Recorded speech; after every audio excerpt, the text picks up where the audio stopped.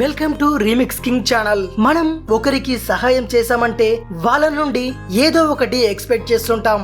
మనకెప్పుడు ఆపద వచ్చినా సహాయం కోసం మన బంధువులను లేక స్నేహితుల దగ్గరకు వెళ్తుంటాం. అలాగే వారికి ఏదైనా హెల్ప్ కావాల్సి వచ్చినప్పుడు మన దగ్గరికి వస్తుంటారు. స్నేహం, ప్రేమ, బంధుత్వం, ఇందులో ఎటువంటి రిలేషన్ అయినా ఒకరి నుండి మరొకరు ఏదో ఒకటి తప్పక ఎక్స్పెక్ట్ చేస్తుంటారు. ఈ విషయం అందరికీ కొద్దిగా అతిగా అనిపించినా జీవితం ఆఖరి దశలో ఉన్నప్పుడు ఈ నిజాన్ని తప్పక తెలుసుకుంటారు. భార్యాభర్తల రిలేషన్ కూడా అంతే. భార్య తన భర్త నుంచి కొన్ని లక్షణాలను కోరుకుంటుంది. ఆ లక్షణాలున్న భర్తలకు భార్యలు ప్రాణాలైనా ఇస్తారట. పెళ్లైన వారు ఈ పద్ధతులను పాటిస్తే మీ సంసార జీవితం ఎప్పుడు రంగులమయమే. అందులో మొదటిది, భర్త తనతో ఎక్కువ సమయం గడపడం, ఆనందంగా మాట్లాడాలని భార్య కోరుకుంటుంది. రెండవది, భార్య చెప్పింది వినే భర్తలంటే భార్యకు ఎంతో గౌరవం. అలాగని వారి కొంగు పట్టుకొని తిరిగారనుకోండి, ఆడవాళ్లు మగవాళ్ళని ఒక ఆట ఆడుకుంటారు. మూడవది, ఎంత కోపం వచ్చినా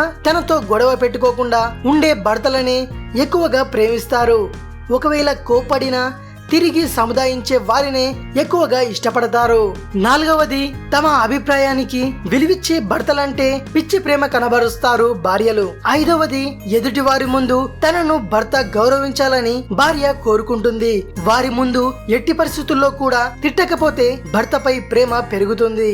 ఆరవది, అప్పుడప్పుడు సర్ప్రైజ్లు ఇవ్వడం, గిఫ్ట్ ప్రజెంట్ చేయడం కూడా వీరు కోరుకునే వాటిలో చాలా ముఖ్యమైంది. ఎదుటివారి అభిప్రాయాలకు విలువిస్తేనే ఏ బంధమైనా బలంగా ఉంటుంది. లేనిపోని కోపాలను ప్రదర్శించి విడిపోయే కంటే ఒకరికొకరు తోడుగా అండగా ఉండడం మంచిది.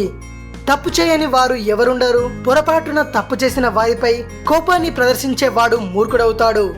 చివరగా నేను చెప్పేది ఏంటంటే, తప్పటి సే డర్ నహీ లగ్తా సాబ్, ప్యార్ సే లగ్తా హై. ఇది విషయం.